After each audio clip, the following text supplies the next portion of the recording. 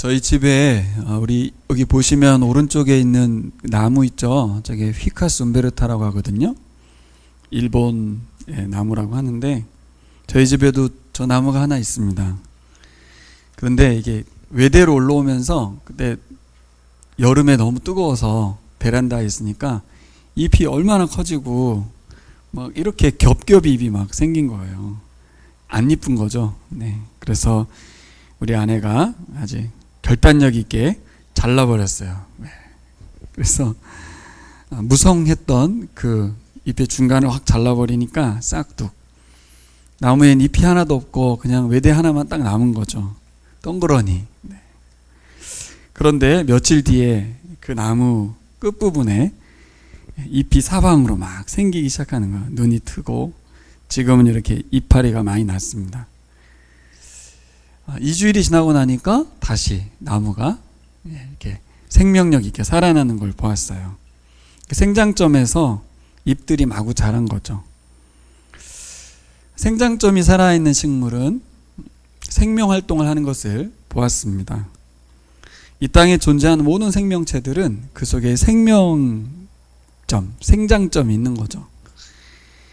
사람도 그런 것처럼 교회 공동체도 마찬가지입니다. 교회 공동체를 유기체라고 하거든요. 다른 말로 하면 생명체란 뜻이에요. 우리가 생각할 때는 그냥 사람들의 모임이지만 그 중심에 예수 생명이 있고 그 공동체는 예수 그리스도의 생명력에 의해서 살아 움직이는 생명체라는 것입니다. 교회의 생명력이 어디 있을까?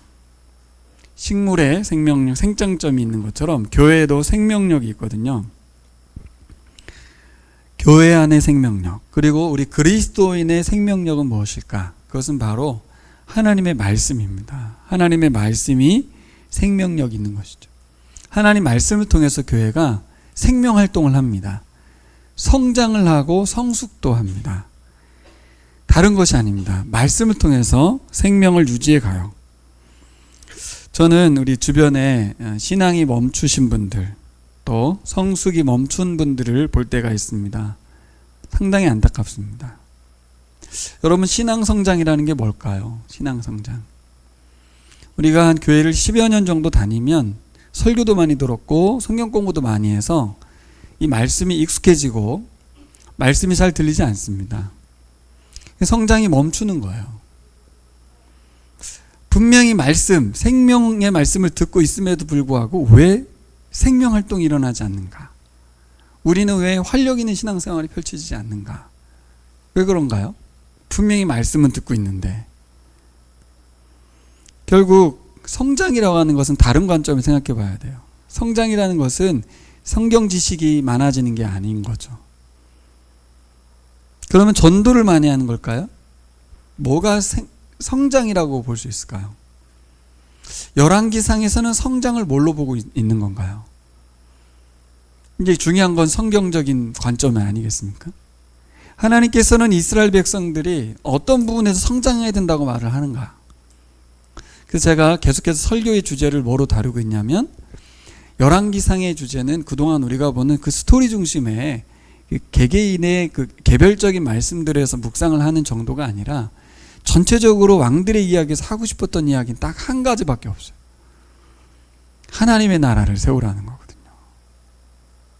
우리가 성장했다는 것은 우리 신앙생활에서 말씀을 읽고 기도하는 이유가 그동안은 내 개인의 경건과 우리 삶의 나아짐과 우리 가정의 잘됨이거든요. 그게 아니고 좀 더 성장했다는 건 뭐냐? 하나님께서 꿈꾸시는 나라를 위해서 살아가라는 거예요.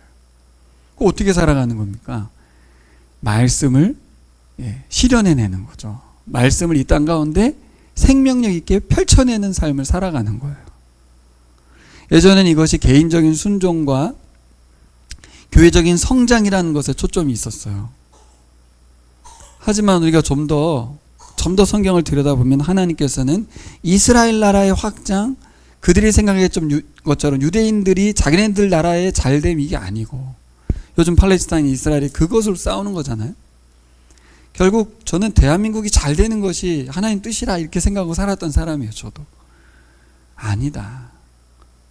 우리 나라 역사만 훑어봐도 뭐 고조선, 고려, 삼국시대, 조선시대 나라는 망합니다. 이 나라가 영원하지 않아요. 결국 영원한 것은 하나님의 나라죠. 말씀이 세우는 나라, 말씀이 실현되는 공동체, 이것이 바로 성장하는 공동체고 성장하는 신앙인입니다. 그렇게 우리를 조명해 보세요. 나는 성장하고 있는가? 나는 성숙해지고 있는가? 말씀을 보면 볼수록 나는 무엇에도 관심을 갖는가? 이젠 우리가 진짜 하나님이 하고 싶었던 말씀, 우리가 살고 있는 이 세상에서 특별히 속한 공동체인 회사에서 말씀이 실현되는 공동체를 세워가라. 우리는 그동안 어떻게 했어요? 어떻게든지 그들을 교회로 데려오는 것을 하나님 나라 백성 만드는 것이라고 생각했잖아요. 그거보다는 그 공동체 안에서 하나님의 말씀이 말하는 대로 순종해서 실현해낸다는 게 뭐예요? 순종한다는 거거든요. 오늘 그 사람에게 친절을 베풀라. 그 사람에게 따뜻한 말 한마디를 해라. 그 사람을 커피를 사라. 밥을 사라. 그냥 사랑해 주는 거죠. 섬기는 거죠. 큰 일인 줄 알았어요. 교회가 커져야만 하나님 나라가 커진다고 생각했어요. 일면 그 부분이 분명히 있습니다. 그들은 결국 교회로 오게 되니까. 또 교회 식구가 되는 것이 하나님 나라의 백성이 되는 거니까. 그것은 나중 결과에 대한 얘기고, 과정에서나 시작에서는 결국 뭐예요? 내가 알고 있는 사람들을 신자와 비신자로 구분하지 않고 그들을 모두 사랑해내는 거예요. 오늘 엘리야는 어디로 부름을 받냐면 이세벨의 고향 땅, 바알과 아사랴의 중심 지역인 수도인 시돈 땅에 부름을 받습니다. 거기 가서 하나님의 살아계심과 하나님이 그들을 사랑하심을 증거하라고. 우상숭배의 나라, 그 도시는 다 그냥 불태우면 되는 거 아닙니까? 다 없애버리는 게 여호수아의 말씀 아닙니까? 일면만 보시면 그렇죠. 결국 그 방법만 쓴 게 아니죠. 엘리야를 통해서 시돈 땅에 가서 그곳에서 하나님의 살아계심을, 적진 한복판에 가서 이 시대에 모두가 추앙하고 있는 바알의 중심 지역에 가서 하나님이 참 하나님이심을 증거하라고 말을 했어요. 근데 그 증거를 어떻게 했습니까? 막 요나처럼 외쳤습니까? 그 방법은 그때 니느웨에 가서 하는 거고요. 이번 시돈 땅에는 어떻게 하라고 했습니까? 사람마다, 상황마다 하나님 나라를 향한 하나님의 뜻을 펼치는 방법은 다양한 것 같아요. 특별히 우리가 있는 비신자들 사회 속에서는 우리가 막 직접적 전도도 해야 되겠지만, 가끔 이렇게 VIP 초청도 해야 되겠지만, 때로는 그리스도인으로서 그들을 그냥 있는 모습 그대로 사랑하고 위로하고 격려할 수 있는 것이 굉장히 중요합니다. 근데 그분은 나를 이제 의심하겠죠. 저 사람이 나한테 왜 이럴까? 왜 사람들은 항상 계산적이거든요. 뭘 바라고 나한테 저렇게 할까? 근데 바람이 하나도 없는 걸 알면 그때부터 그분은 저를 좋아합니다. 사람을 그냥 사랑한다는 게 어렵습니다. 이 시대에 그렇게 하면 바보라고 말을 하거든요. 쑥맥이라고 하거든요. 우리 스스로도 그냥 사랑하지 않는 우리의 모습을 보게 돼요. 언제 근데 그렇게 사랑합니까? 우리에게 말씀이 임하고 그 말씀이 임한 것이 우리를 움직일 때 우리는 조건 없이, 생각 없이 바보처럼, 쑥맥처럼 사람들을 사랑하고 섬기게 됩니다. 먼저 사랑하셔야 됩니다. 예수님도 그렇게 하셨죠? 먼저 사랑했어요. 먼저 친구가 되시고. 저는 신앙 성장이 멈춘 한국교회를 봅니다. 교회 성장이 멈췄다고들 난리지만 그 왜 그렇습니까? 개개 교회인인 그분들이 신앙이 멈췄기 때문이에요. 그분들의 신앙의 목표점이 다른 데 있기 때문이죠. 목사님들도 계속 교회 성장, 인원 성장, 건물, 이것에 초점을 주었기 때문에 멈춘 겁니다. 이웃을 사랑하라는 그 단순한 명령을 교훈적으로 전달했기 때문입니다. 결국 우리가 이웃을 사랑하려면 뭐가 필요해요? 말씀이 필요합니다. 하나님의 말씀이 우리를 감동시키셔야 돼요. 여러분, 들려지는 말씀에 내 마음과 생각이 움직이고 있지 않다면 이제 멈추어야 돼요. 때로는 성경 읽는 것도 멈추고 큐티하는 것도 멈춰야 돼요. 그리고 자기를 묵상해라. 큐티 강사님이 해줬던 말이에요. 한 일주일 정도는 아무것도 하지 말고 자기를 좀 묵상하라고. 안식이 필요한 거예요. 이분에게는 종교적인 삶을 멈추고 하나님 앞에 나는 바리새적이진 않은지. 여러분, 말씀 순종이 어려워져 있다면 우리는 종교 생활을 하고 있는 것입니다. 말씀을 위로 다가오고 말씀을 뭔가 이렇게 탐닉은 하는데 순종을 하지 않는다면 종교 생활인 것이죠. 여러분, 생명력 있는 신앙생활, 활력 있는 교회가 되기 위해서 우리를 살릴 수 있는 유일한 길은 말씀이에요. 많은 교회들이 돌고 돌아 말씀으로 간다 이런 얘기 하거든요. 내가 그동안 수많은 프로그램을 했는데 이제 말씀에 도착했다 하는 분이 계세요. 저도 20대 때는 말씀 그러시는 분들이 정말 잘 안 들렸어요. 그렇게 말씀만 가지고 되나? 이것도 필요하고 저것도 필요하지. 연구도 필요하고 사람들도 연구해야 되고 지역도 연구해야 되고 마케팅 기법도 도입해야 되고 교회 성장하기 위해서 했던 말들이거든요. 여러분, 우리를 살릴 수 있는 길, 교회를 교회되게 하는 길은 생명력 있는 말씀인 줄 믿습니다. 오늘 열왕기상 17장 말씀 통해서 생명력 있는 신앙의 길, 신앙 공동체 우리 교회가 되기를 소망하면서 말씀을 나누겠습니다. 오늘 말씀 1절을 보시면 같이 읽을까요? 길르앗의 디셉에 사는 디셉 사람 엘리야가 아합에게 말하였다. 내가 섬기는 주 이스라엘의 하나님께서 살아계심을 두고 맹세합니다. 내가 다시 입을 열기까지 앞으로 몇 해 동안은 비는커녕 이슬 한 방울도 내리지 않을 것입니다. 이제 열왕기상 저자는 왕들의 이야기를 멈추고 북이스라엘에 가장 악했다고 했던 아합 왕의 시대의 이야기들을 전개하죠. 17, 18, 19장 굉장히 긴 이야기입니다. 어두웠던 시대, 생명이 없는 시대, 죽은 것 같았던 북이스라엘의 한 사람에게 주목하는데 바로 엘리야죠. 디셉 사람 엘리야. 이름의 뜻은 여호와가 하나님이시다라는 뜻입니다. 여호와가 하나님이시다. 그분만이 참 하나님이다, 그런 뜻이죠. 그래서 오늘 우리 신혜자매가 센스 있게 몇 해 전에 엘리야 본문으로 파이디언 여론성경 했던 그 노래를 골랐어요. 그리고 아침에 잘못 골랐다는 노래를 열심히 제가 들었는데 좋더라고 그거. 여호와 하나님만이 참 하나님. 그는 길르앗에 우거한다고 그랬습니다. 길르앗은 요단 동편 땅입니다. 시골인 거예요, 시골. 우거한다는 말은 거류민이란 뜻입니다. 정착민이 아니란 뜻이에요. 이주민이란 뜻이에요. 출신 지역도 요단 건너 동편 땅. 중심지에 살지 않는 시골에 사는, 변방에 있는, 그것도 거류민, 정착하지 않은 떠돌이 같은 사람. 여러분, 뼈대 있는 유력한 가문의 출신을 사용하지 않았다, 그 말입니다. 뜬금없는 듣보잡이었다, 그런 뜻입니다. 아합 왕이 이런 사람의 말을 듣겠습니까? 우리가 내가 뭘 한다고 사람들이 들을까? 이런 생각에 우리가 빠질 수 있습니다. 성경은 그를 통한 이야기를 17장부터 19장까지 상당히 길게 전개하고 있습니다. 그가 어떤 사람인데요?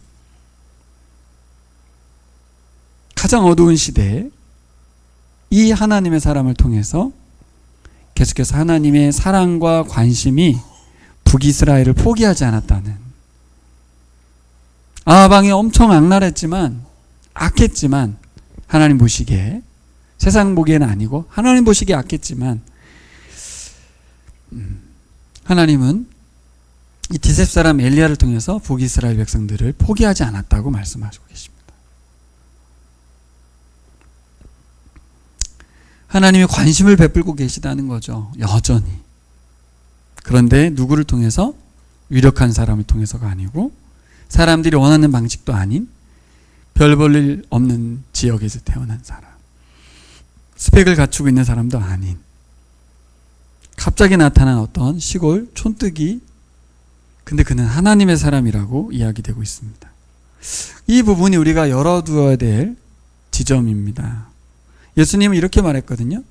저 돌들을 들어서라도 하나님을 찬양하게 할 수 있다. 이런 말 했거든요. 우리가 생각하는 그 방식, 이 세상의 방식, 돈이 많아야 하고 성공해야 되고 유력해져야만 영향력이 있을 것이다. 고지론이죠, 고지론. 근데 하나님은 그를 통해서만 일하지는 않았습니다. 능력 있고 잘난 사람들 통해서만 일하지 않는다. 누구를 통해서 일하십니까? 그러면 약한 자를 들어 쓰십니까? 오늘은 어떤 사람입니까? 오늘은 하나님 말씀에 반응하고 순종하는 사람입니다. 그게 이제 이 열왕기상의 엘리야를 통해서 기록되어 있는 내용이에요. 어떤 사람을 통해서 하나님이 일하고 계신가? 말씀에 반응하고 순종하는 사람. 그가 변방 출신이든 부모가 변변치 않든 능력이 어떻든, 여러분 선지자들 잘 보시면 아버지 이름이 나오거든요. 엘리야는 아버지 이름도 안 나와요. 항상 아버지 이름이 나옵니다. 심지어는 소경 바디메오도 바디메오가 디메오의 아들이란 뜻이에요. 항상 그들의 이름은 아버지 아들이란 뜻이거든요. 그 아버지조차 이름이 없는, 출처가 어딘지도 모르는, 근본도 없는 것 같은 엘리야. 우리는 그 엘리야가 엄청난 인물이라는 생각 속에 잠겨 있지만 성경은 뭘 말하면 그는 정말 아무것도 아닌 사람이었다. 그러나 하나님은 그를 주목하고 계셨다. 누구에게? 그 악했던 아합 왕에게 보낸, 꼭 모세, 광야의 모세와 같은 상태에서 그를 보냅니다. 자, 이 말을 계속 강조해 드린 이유가 뭐겠어요? 우리처럼 엘리야도 자신은 별 볼 일 없고 내가 감히 아합 왕에게 가서 이런 생각 안 할 수가 없잖아요. 근데 그런 말은 다 생략돼 있어요. 없어요. 그러면 뭐만 나옵니까? 하나님의 말씀을 듣고 바로 가는, 순종하는 엘리야만 나옵니다. 메시지인 거죠. 바벨론 포로에 잡혀있는 이들이 왜 여기 와 있습니까? 그렇게 세상 원리에 살아가다가 성공을 해서만 쫓아가다가 하나님을 내려놓고 바알만 쫓다가 망한 거거든요.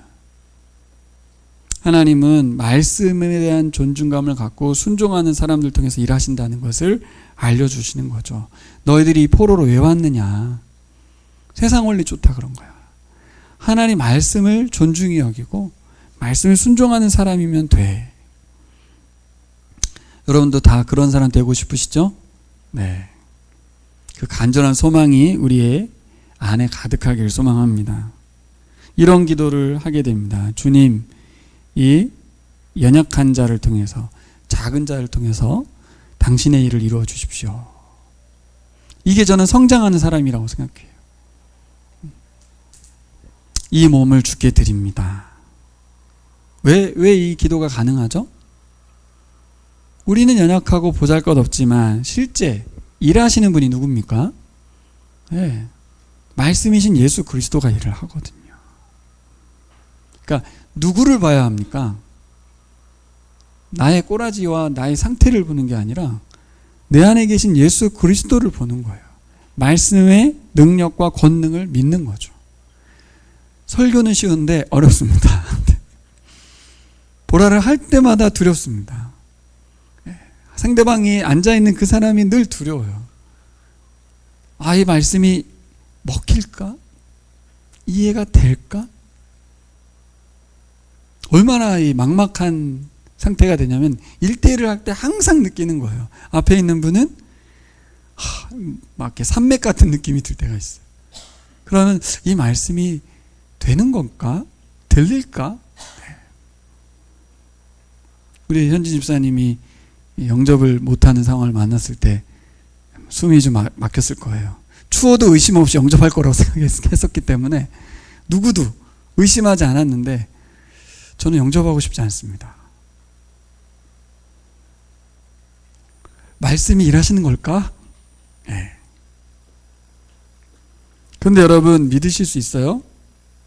오늘 말씀을 통해서 다시 한번 확인했으면 좋겠습니다. 열왕기상 7장 9장 상당히 흥미진진한 이야기가 전개되죠. 그리 시냇가에서 까마귀 이야기, 그렇죠?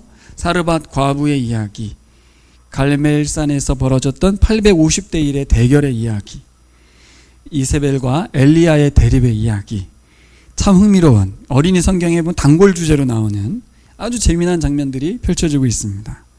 근데 여러분, 우리가 주목해 봐야 될 것은 그 내용만이 아니에요. 성경에 기록되어 있는 그 지명, 배경 상황, 사건 속 인물들의 행동들, 이를 자세히 살펴야 됩니다. 그리고 성경에 기록되어 있는 문장들을 잘 보셔야 돼요. 본문에는 여러 극적인 이야기들을 전개하고 있는데 공통점이 하나 있어요. 뭘까요? 계속해서 생명과 죽음의 대립이 일어나고 있어요. 근데 그 굉장히 극단적으로 대립합니다. 극단적 가뭄이죠. 3년 6개월. 엄청난 가뭄입니다. 여러분, 코로나가 3년 6개월이 안 걸렸어요. 네, 엄청난 가뭄이에요. 코로나는 질병이 문제였지만 가뭄의 문제는 다릅니다. 정말 생명과 죽음이 오가는 그런 상황이죠. 근데 거기다가 비가 내리냐 안 내리냐, 그죠? 가뭄과 비에 대한 이야기, 엘리야와 아합과의 대립, 그죠? 그리고 이세벨과 엘리야와의 대립, 풍요이신 바알과 하나님과의 대립. 근데 여러분, 사람의 어떤 노력도 이 3년의 가뭄을 해결하지 못했어요. 또 죽음의 문제를 해결할 수 없어요. 같은 거죠. 게다가 영적인 죽음도. 가장 중요한 건 이스라엘의 영적인 죽음 아니겠어요? 그렇죠? 자기가 지금 살아있다고 생각하는 영적인 죽음, 이거 있잖아요. 우리 신자들이 가질 수 있는 가장 위험한 것입니다. 바리새인이 그래서 너무 안타까워서 예수님이 이 독사의 새끼들아까지 한 거예요. 괜히 욕한 게 아니고 깨우쳐 흔들기 위해서. 너희는 사단의 자식이야. 왜 하나님께로 가는 사람들을 막고 있냐? 우리가 깨어있는다는 게 얼마나 어려운지 몰라요. 신앙생활 오래 할수록 더 그렇습니다. 뭘로 깨어요? 말씀으로. 오늘 말씀을 통해서 여러분, 우리가 깨어나야 될 줄 믿습니다. 영적인 죽음, 이게 뭡니까? 하나님과 소통이 막혔다는 거예요. 근데 바리새인들은 하나님의 말씀을 열심히 지키고 절기를 지켰었거든요. 구약시대에도 아하방도 제사를 드렸거든요. 그러면서 동시에 바알을 섬긴 거죠. 아시잖아요, 혼합 종교였다는 거. 우리도 돈을 섬기며 동시에 하나님도 섬기는, 양쪽을 다 붙들고 살아가는 우리의 모습을 알거든요, 우리가. 그래서 불편한 말씀은 싫거든요. 불편한 말씀을 듣기 싫어서 교회도 안 가는 거예요, 사실. 어떤 사람들이, 이제 영적인 죽음에 있는 사람들은 설교 듣기 싫은 거예요. 여러분, 풍수를 관할한다는 신인 풍요의 신인데 3년이 넘게 아무 일도 하지 못했습니다. 근데 오직 하나님만이 이 죽음과 가뭄, 영적인 죽음의 상태까지도 다 깨어나게 만들어요. 활력 있게 만듭니다. 진짜 답은 하나밖에 없어요. 하나님이 답이에요. 하나님 그분이 대안을 제시하셔야 되고 그분이 일하셔야 될 줄 믿습니다. 우리 한국교회를 깨우는 것도 하나님 은혜 베푸셔야 되는 거예요, 제가 보기에. 근데 여러분, 너무 재미있는 건 하나님의 사람 엘리야는 이 엄청나게 어려운 문제를 아주 쉽게, 아주 단순하게 해결해 갑니다. 굉장히 놀랍습니다. 우리가 읽을 때는 그냥 당연해 보이지만 절대 그렇지 않죠. 어떤 것으로 할 수 없는 일들인데 엘리야만은 넘어가요. 만나는 사건과 상황들마다 정말 막막하고 답답하고 해결할 수 없는 과제들인데 간단하게 넘어가요. 성경이 너무 간단하게 기록해서 그런 거죠. 근데 성경의 기록이 그렇게 간단한 이유는 단순하기 때문에 그래요. 하나님 일하시면 아무것도 아닌 거죠. 생명의 문제, 죽음의 문제도, 가뭄의 문제도 하나님 일하시면 아무것도 아닙니다. 근데 그 하나님을 몰랐기 때문에, 그분을 신뢰하지 않았기 때문에 망한 거거든요. 포로로 잡혀와 있는 거거든요, 지금. 어떻게 넘어서는가? 이 극단적인 어려움을 어떻게 넘어서는가? 하나님 말씀에 순종으로 넘어섭니다. 순종으로. 원리가 너무 쉬워요. 말씀 순종. 근데 현실에서는 말씀 순종이 너무 어렵죠.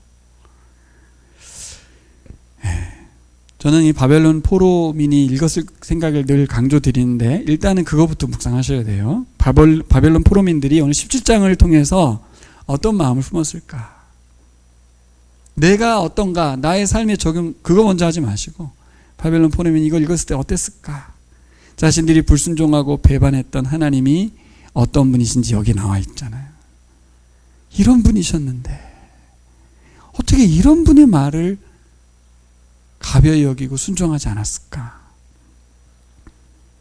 또한 당신들이 과연 하나님의 사랑받는 자녀들이라면, 선민이라면 이 하나님 말씀에 어떻게 반응해야 하는지, 앞으로 어떻게 살아야 하는지를 깨닫는 거죠. 이 하나님의 말씀을 가벼이 여겨서는 안 된다. 왜요? 오늘 엘리야가 아하방에 찾아가서 했던 말이 뭐예요? 1절이 앞으로 내 입에서 말이 떨어지기 전에 이곳에 비가 내리지 않을 거야.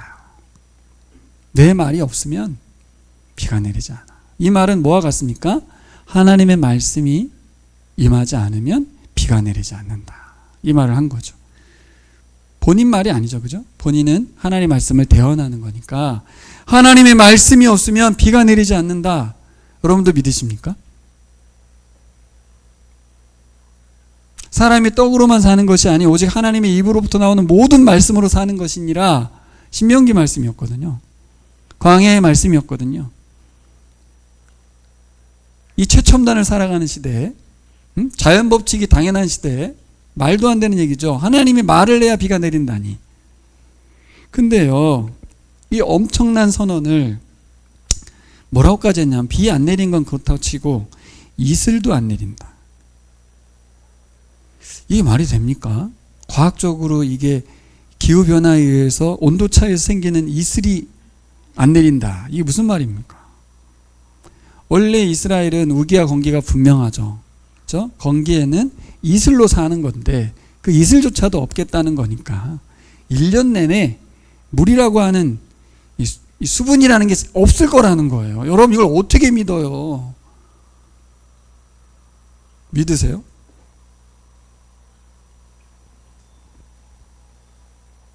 하나님께서 말씀하시기 전에는 비가 내리지 않는다. 이 말은 하나님이 비를 그치라고 말을 했다. 그 말이 되는 거예요. 야, 비가 안 오는 건 양보할 수 있겠는데 이슬조차 내리지 않을 수가 있는가? 말이 안 되죠. 근데 또 뭐라고 합니까? 최소 2, 3년을 말하죠. 수년 동안. 이건 어떻게 책임질 겁니까? 이 말을 하는 엘리야가 이 말을 던지는 게 이게 과연 가능한 얘기냐고요. 그러다가 비 한 방울 내리면 어떻게 됩니까? 큰일 나는 거 아니에요. 큰일 나는 거. 그러니까 함부로 말하면 안 되는 얘기를 하는 거예요. 지금 2, 3년, 최소 2, 3년 동안 비는 안 내린다.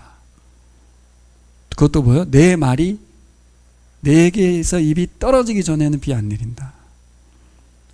이 말은 함부로 하는 말이 아닙니다. 이게 할 수 있는 말이 아니에요.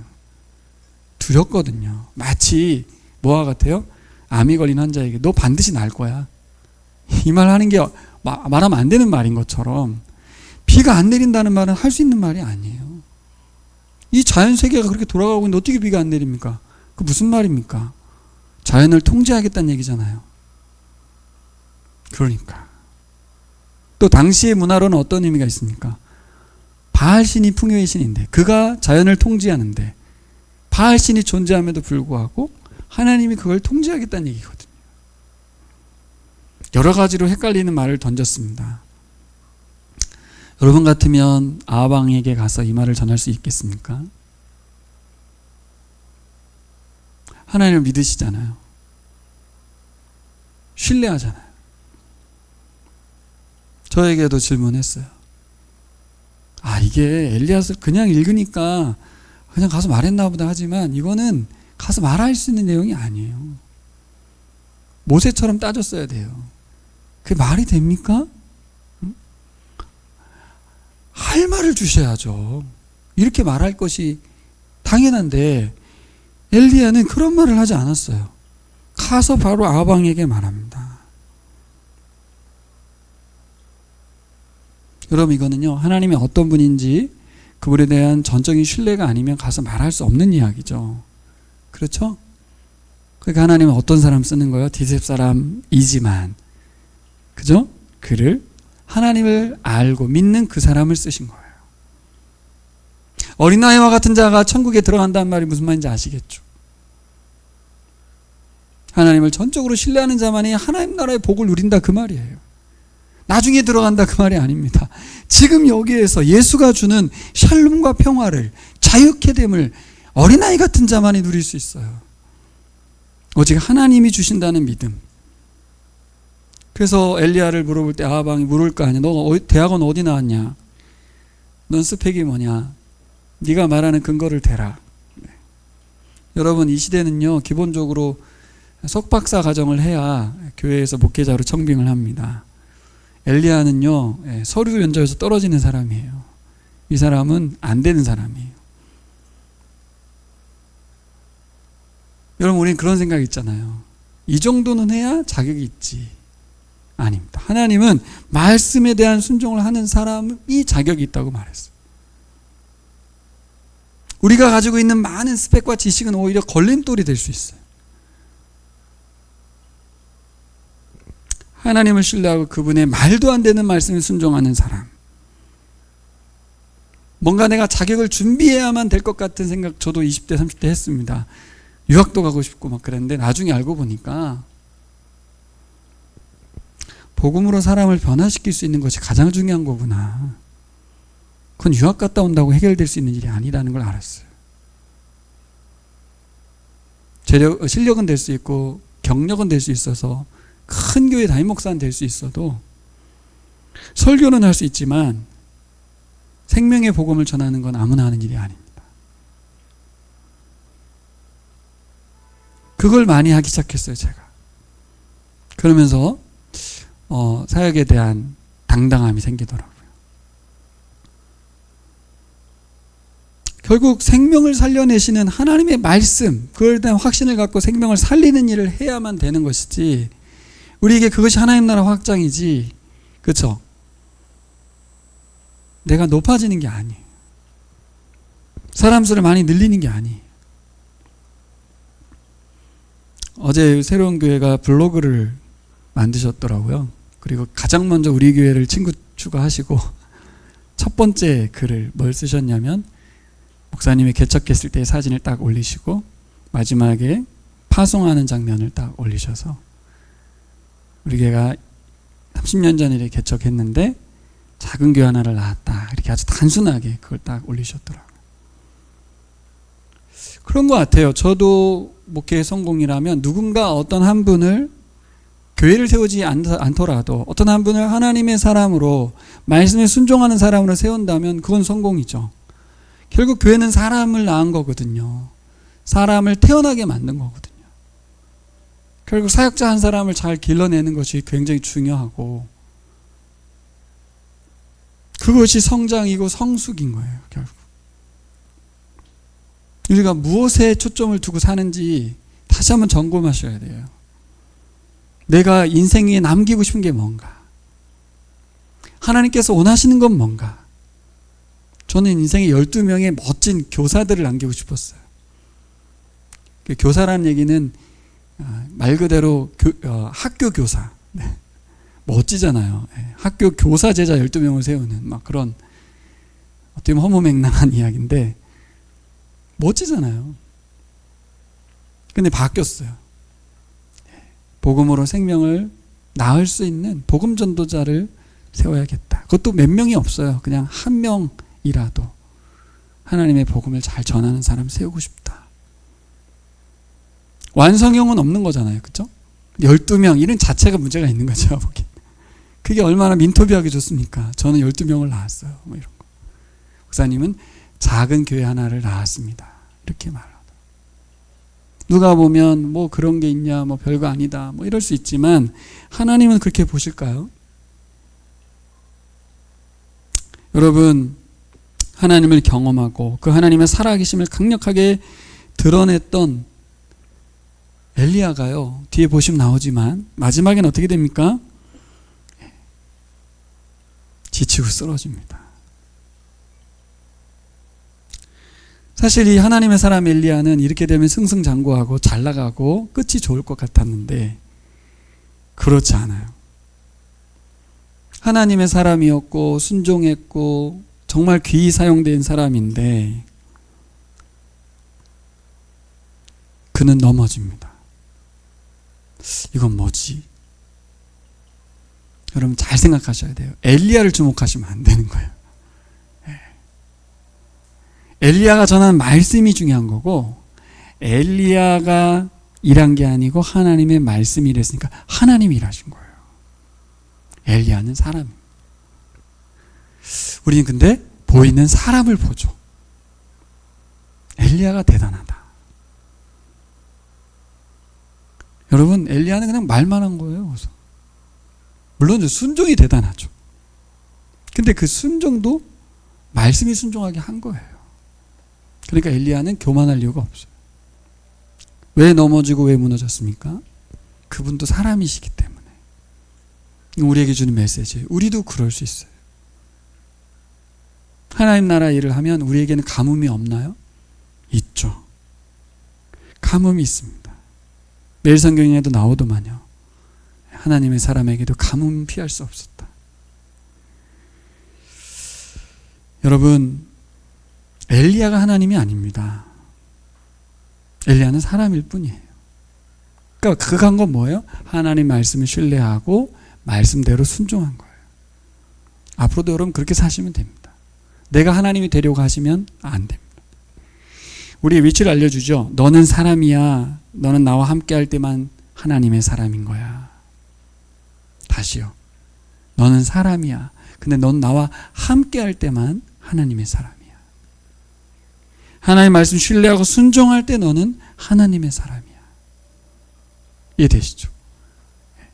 내가 변한 게 아닙니다. 하나님과 늘 함께 하셔야 하나님의 사람입니다. 오늘 2절로 넘어가면 주님께서 엘리야에게 말씀하셨죠? 이거를 천천히 한번 곱씹어 보십시오.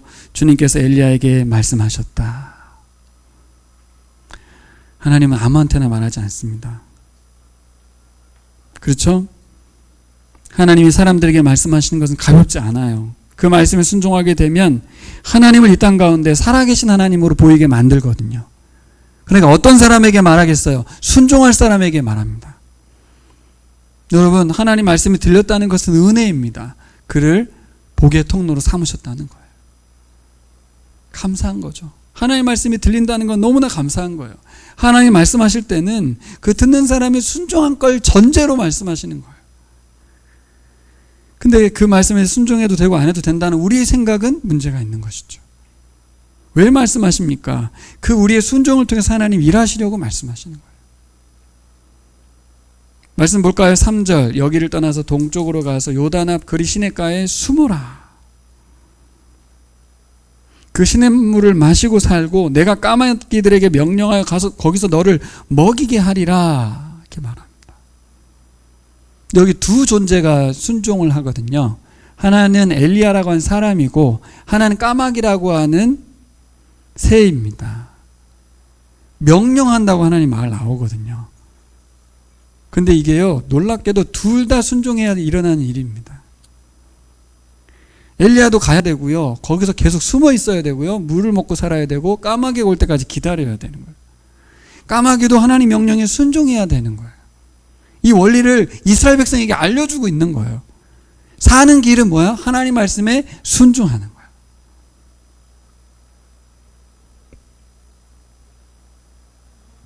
아주 단순한 몇 마디 말씀인 것 같지만 이거 불순종하면 죽는 거예요.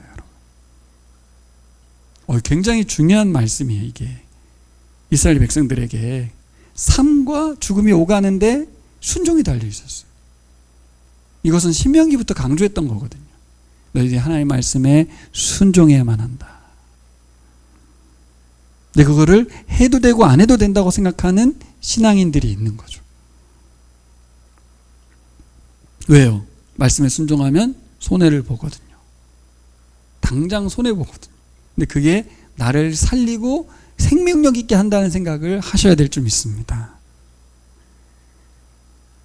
사람인 엘리야가 순종해서 그리 시내가에 숨어야 되고 시냇물을 먹어야 되고 까마귀는 하나님 명령에 따라가서 엘리야에게 먹을 걸 날라다 줘야 되는 이 세상 모두를 하나님의 말씀에 의해서 통치하고 계시다는 걸 믿으시기 바랍니다. 문제는 그렇게 말씀에 순종하는 사람에게 가뭄이 찾아왔죠. 7절 땅에 비가 내리지 않았기 때문에 얼마 후에 시내가 말라버렸다. 내일 성경에 도움말에 이렇게 써있는데 저 꼭 나누고 싶었어요. 하나님은 광야에서 물을 내실 수 있는 분이지만 엘리야에게는 말씀으로 살 길을 인도하실 것입니다. 이스라엘의 살 길 역시 양식이나 비가 아니라 하나님의 말씀뿐입니다. 이 말씀이 성경의 말씀처럼 다가오더라고요. 네. 동의가 되시나요? 우리가 살 길은 밥이 아니고 비도 아니고 하나님의 말씀이다. 동의가 되십니까? 아멘. 저절로 아멘이 나오더라고요. 은혜로운 말씀이긴 한데 현실에서 우리의 배고픔과 고통과 인내와 아픔의 시간이 계속 반복된다면, 생명의 곤란과 위협이 마주 닥친다면 이게 아멘일 수 있을까? 과연 식량을 위해서, 마실 것을 위해서 과연 나는 신앙의 타협을 보지 않을 수 있을까? 정말 모든 것이 넘치는 이 시대에, 엄청 넘치는 시대에 하나님의 말씀만이 생명의 양식이라고 고백할 수 있을까? 거꾸로 시대죠. 이 시대는 없어서 문제가 아니라 너무 많아서 하나님의 말씀 필요 없거든요. 삶이 공고해도 감사함으로 예배할 수 있을까? 삶이 부해지고 바빠지고 높아져도 하나님께 시간 내어 엎드릴 수 있을까? 과연 진짜 하나님이 나의 하나님인가? 힘들면 힘들어서 하나님 섬기기 힘들고, 잘 나가면 잘 나가서 바빠서 하나님 섬기기 힘든 거예요. 여러분, 오직 살 길이 하나님 한 분밖에 없다는 걸 믿으시기 바랍니다. 8절부터 16절까지 과부의 집에, 사르밧 과부지에 양식의 은혜를 베푸신 장면이 나오죠. 8절 가보실까요? 주님께서 엘리야에게 말씀하셨다.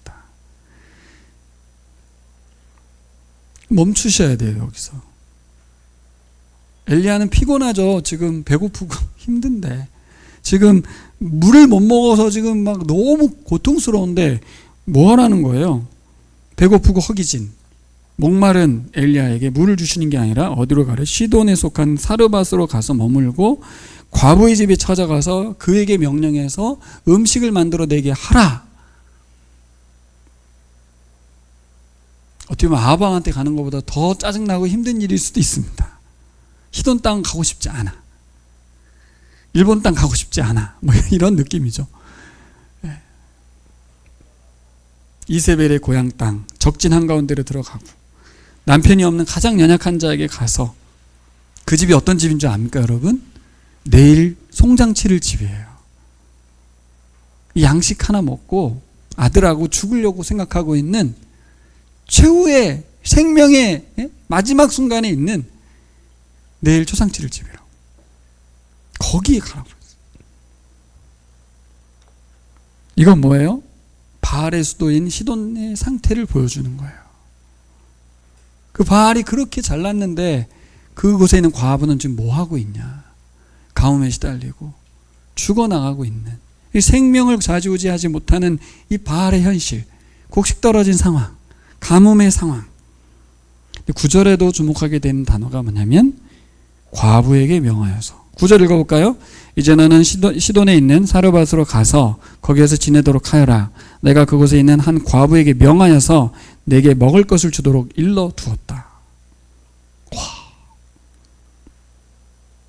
이게 명했다는 말이, 가서 엘리야도 명하지만 하나님이 일러두었다고 되죠. 그죠? 와. 그래서 나중에 하나님의 사람이라고 말을 하잖아요. 그 여인이.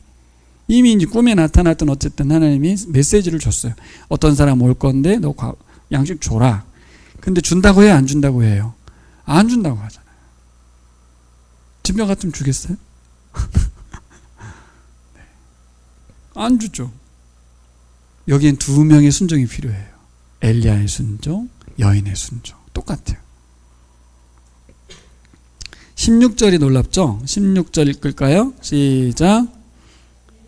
밀가루를 떨어지지 않고 병에 기름도 마르지 않았다. 주님께서 엘리야를 시켜서 하신 주님의 말씀대로 되었다. 네. 말도 안 되는 얘기를 엘리야가 했거든요. 뭐라고 말했습니까? 이 가뭄이 끝날 때까지 너의 쌀독에 쌀이 떨어지지 않을 거야 라고 말했거든요. 그러니까 이게 어느 정도 이렇게 뭐 까마귀가 먹여주는 거는 가능한데 가뭄이 끝날 때까지라고 하는 기간을 분명히 산정했기 때문에 놀라운 거죠. 근데 그대로 되었다 이렇게 말합니다. 믿으십니까? 아, 이걸 믿으시는 건 대단한 거예요. 이게 믿어지나? 말씀을 통해서 하나님은 엘리야를 단련시키고 계시죠. 여인을 믿음으로 인도해 가고 계시죠. 여인의 순종으로 하나님의 일하심이 드러납니다. 엘리야는 계속해서 하나님을 신뢰하게 되죠. 우리의 믿음이라는 게 뭔가 봤더니 기적을 보고 믿는 게 아니라 말씀의 순종을 통해서 믿음이 단단해져 가는 거예요. 왜 성장이 멈춥니까? 하나님 말씀 순종을 안 해요. 이걸 단순히 문구 순종을 안 한다고 이해하시면 안 됩니다. 아까 서두에 말씀드린 것처럼 하나님께서 원하신 나라 쪽으로 내 삶의 방향을 틀고 거기에 내 삶을 맞춰가면서 순종하지 않는다 그 말이에요. 하나하나 1.1획을 다 순종하지 않는다 그렇게 이해하시지 말고 하나님이 세우시는 나라에 대한 순종 때문에 우리를 부르신 건데, 그래서 이스라엘을 취한 건데, 그래서 나를 거듭나게 했는데, 지난주 설교했죠. 거듭난 이유가 뭐냐는 거예요. 우리가 다른 사람 살려내라고, 그들을 사랑하라고, 하나님의 사랑을 알리라고 했는데 그 일을 하지 않는 거죠. 여러분, 이 일은 삽시간에 시돈 땅에서 아합의 궁전으로 빠르게 소식이 전달됐을 것입니다. 그렇죠? 하나님은 바알을 숭배하는 그 중심지에서 하나님이 어떤 분이신지 드러냈어요. 세상에서 가장 연약한 여인, 죽음 직전의 그 여인의 순종을 통해서 일하셨어요. 뭘 알려줘요? 어떤 사람이든 이 상황에서 하나님께 돌아서고 하나님의 말씀에 반응하고 순종하는 사람은 다 살아날 거라는 거죠. 자, 17절부터 24절까지는 이제 아들이 죽죠. 과부가 하나님께 대한 은혜를 입은 지 얼마 안 됐는데 심각한 상황이 벌어졌습니다. 엘리야가 거기서 계속 묵었는데 뭐 몇 달을 묵지는 않았겠죠. 얼마 안 있어서 일이 벌어졌습니다. 아들이 죽었어요. 여인은 엘리야 탓을 하고 원망을 합니다. 여러분 잘 보셨으면 이게 이상하다는 걸 아셔야 돼요. 왜 이상하자? 그죠? 이 아들은 엘리야가 왔기 때문에 더 살았던 거거든요. 신기하지 않습니까? 엘리야가 왔기 때문에 하루 만에 죽을 아들이 생명이 연장돼서 좀 더 오래 살았어요. 어차피 죽을 건데 감사해야 되는데 사람이 어떤 모습을 갖는지 우리에게 알려주고 있는 거예요. 기적을 체험하고 하나님을 경험했다고 생각했는데 또 다른 상황이 벌어지고 나면 원망과 불평이 돼요. 오히려 엘리야가 우리 집에 온 게 저주스러운 거예요. 우리 아들이 죽었거든요. 상황 판단이 안 되죠 지금. 아, 우리 신앙이 이럴 수 있구나. 지금까지 내게 하나님이 기적적으로 역사해온 것들이 얼마나 많은데 이 한 사건에서 우리는 바로 하나님은 계십니까? 뭐하고 계시죠? 이런 말이 계속 연신 나오는 게 우리의 모습들입니다. 여러분, 기적이 믿음을 내는 게 아닙니다. 말씀에 대한 지속적인 순종이 믿음을 만들어내요. 한 번의 순종으로 말 일이 아닌 거죠. 그래서 이번에는 어떤 일이 벌어집니까? 하나님이 일방적으로 은혜 베푸셨던 양식의 문제하고 다르게 이 상황은 하나님께 기도하는 것으로 바뀌죠. 이게 이제 믿음의 사람이 해야 될 일인 거예요. 20절에 21절 엘리야는 비통한 심정으로 하나님께 기도합니다. 주님께 부르짖었다. 주님께 또 부르짖었다. 이렇게 얼마나 울며 불며 살려달라고 했을까요? 아버지 살려주세요. 이게 뭡니까? 그러면서 막 살려달라고 했겠죠. 여러분, 죽은 자를 살려내시는 생명의 주인 되신 하나님을 보여주시죠. 단계가 있잖아요 지금, 그렇죠? 계속 그리시네가 까마귀, 그 다음에 양식이 떨어지고 양식을 채워주시고 죽은 자를 살리시는 모든 과정 속에 이 일이 어떻게 우리에게 펼쳐집니까? 믿음의 사람들의 순종을 통해서. 이 원리는 이 시대에도 마찬가지예요. 하나님은 결단코 어떤 분입니까? 생명을 살리는 분이시지 죽이는 분이 아니십니다. 오늘 하나님의 사람 엘리야의 믿음의 기도가 생명의 통로가 되어서 생명의 역사를 일으켰습니다. 자, 두 가지로 압축돼요.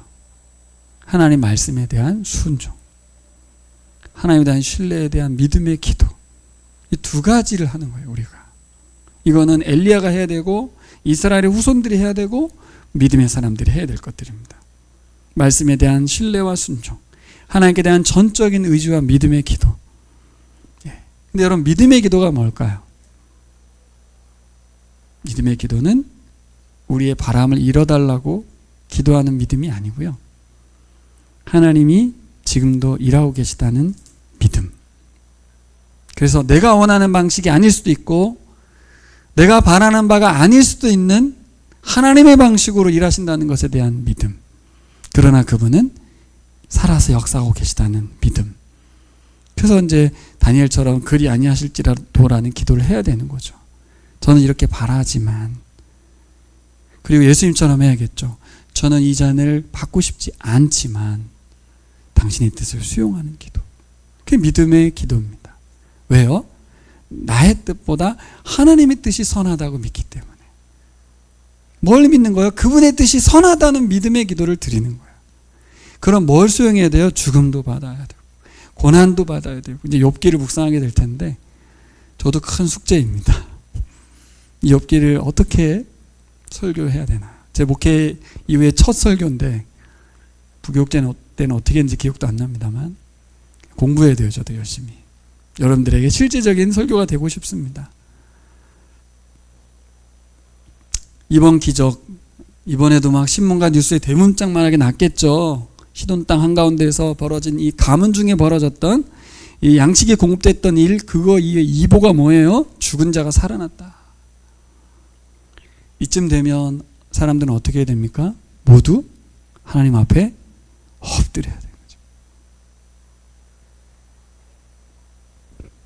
그런데 놀랍게도 성경은 아무도 엎드리지 않았다. 아방이 회개하고 돌아서야 되는데, 백성들이 무너져야 되는데 그렇게 하지 않아요. 그 다음이 뭡니까? 갈멜살 대결이 되는 거예요. 끝까지 지켜보겠다는 거죠. 백성들은. 그죠? 그렇게 말하죠, 자기들도. 얼마나 견고한 교만함이 있는지, 사람이. 이거 내가 원하는 대로 안 되면 나는 안 믿어. 뭐 이런 거 있잖아요. 죽은 자가 살아났는데도. 여러분, 하나님은 결코 포기하지 않으십니다. 그가 바라는 걸 이루어주는 게 아니에요, 지금. 하나님 뭘 포기하지 않아요? 자신이 하나님이심을 이스라엘에게 드러내서 하나님 이 땅을 통치하고 계심을, 그리고 왜 통치하는 거예요? 이 백성을 결국 하나님의 뜻대로 살아가는 백성 만들겠다는, 아브라함에 대한 언약, 복의 통로를 세우겠다는, 하나님의 나라를 온 땅 가운데 세우겠다는 그것을 펼치시려고 하는 것이지, 그들이 누가 이기나 보자, 내가 니들의 하나님이야, 이걸 드러내려고 하는 게 아닙니다. 바알신의 허구를 드러내고 하나님 살아계심을 드러내는 갈멜산 대결로 이어져요. 말씀을 정리해 보겠습니다, 여러분. 아방은 갈멜산 대결에서도 안 물러섰습니다. 신기하지 않습니까? 아니, 이게 말이 되나? 백성들은 돌아섰거든요. 그리고 엘리야가 말하고, 너희는 어느 편에 설 건지 선택해라 말하면서 돌아오거든요, 백성들이. 근데 아방은 안 돌아와요. 왜 이렇게 꼿꼿하고 왜 이렇게 교만할까요? 아방은 왕이기 때문에 그렇습니다. 왕이기 때문에. 무슨 일이 있어도 왕은 권좌에서 내려오지 않습니다. 내가 왕인 이상 우리는 하나님을 왕으로 모시지 않습니다. 이 원리를 제가 묵상하다 깨달았어요. 왕은 절대로 내려오지 않는다. 시해를 당하면 내려오는 거죠. 누군가 날 죽여야 내려오는 거죠. 죽기 전에는 절대로 왕의 자리에서 내려오지 않는다. 절대로 이 권력을 놓지 않는다. 왜 그렇습니까? 놓는 순간 죽을까 봐. 오히려 죽기 싫어서 안 내려놓는 것도 있어요. 놓는 순간 제거당할 수 있거든요. 그러니까 이제 싸움 대 싸움으로 붙는 거예요. 그래서 여러분 깨닫으셔야 됩니다. 내가 왕의 자리에 앉아있는 이상 하나님 왕이 되실 수 없습니다. 내가 십자가 예수 그리스도와 함께 못 박혀 죽지 않는 이상 우리는 결코 내 인생의 보좌에서 내려올 이유가 없습니다. 옆에 사람이 죽었다 깨어난들, 엘리야의 말씀 아무리 읽는들 그건 아무 의미가 없어요. 그래도 나는 놓을 수가 없어요. 내 자리를. 오늘 말씀 7장 9장의 말씀이 우리들에게 너무나도 선명한 하나님 어떤 분이신지 드러내 보이고 있는데, 당시 아합이나 이스라엘 사람들은 그렇다 치더라도 우리에게 적용해 보면 우리들은 이 말씀을 너무나 잘 알고 너무나 잘 적용하는 사람들임에도 불구하고 우리는 과연 오늘 두 가지 주제였던 하나님의 말씀 신뢰하며 순종하는가, 하나님 전적으로 의지하면서 믿음의 기도를 드리고 사는가 돌아보게 돼요. 우리의 신앙이 성장하지 않고 성숙해지지 않고 있는 이유는 뭘까? 이 말이 무슨 말인지 다시 말씀드립니다. 하나님 나라를 살지 않는 이유가 뭘까? 오늘 말씀 정리해보면 어때요? 말씀을 많이 알아도, 기적을 많이 경험해도 사람은 결코 신앙이 성장하고 성숙하지 않는다. 그럼 어떻게 해야 되는 거예요? 순종해야 되는 거예요. 그것을 살아봐야 되는 거예요. 그래서 하나님의 살아계심을 경험해 가야 돼요. 저에게도 그런 것 같습니다. 저에게도 복음을 통해서 사람들을 전하고 그분이 살아나는 걸 보면서 하나님 나를 통해서도 일하시는구나, 하나님 살아계시구나, 이런 일이 있는 거구나. 이 시대에 무슨 가뭄이 있겠어요? 뭐가 있겠어요? 무슨 일이 일어났는데 하나님이 하셨다고 우리도 믿겠습니까? 그렇지 않습니다. 하지만 생명이 살아나는 일은 반드시 하나님만이 하시는 일인 줄 믿습니다. 복음을 받아들이는 일은 하나님이 역사하셔야만 가능한 일이에요. 아빠 엄마 없이 아기가 태어날 수 없는 것처럼 하나님의 성령이 일하지 않고는 사람이 거듭나지 않는다. 요한복음 3장 예수님 말씀하셨거든요. 하나님이 하시는 일입니다. 여러분, 신앙 성장과 성숙을 위해서 하나님의 말씀 순종하시기 바랍니다. 특별히 사람 살리는 일을 하시기 바랍니다. 다리를 놓는 장면에서 섬기고 사랑하며 또 복음을 전하는 일에 힘쓰시기를 축복합니다. 그러면 여러분, 나는 특별하지 않아 라는 생각 내려놓으시고 디셉 사람을 썼듯이, 사르밧 여인을 썼듯이 우리 연약함을 들어 사용하실 줄 믿습니다. 기도하겠습니다.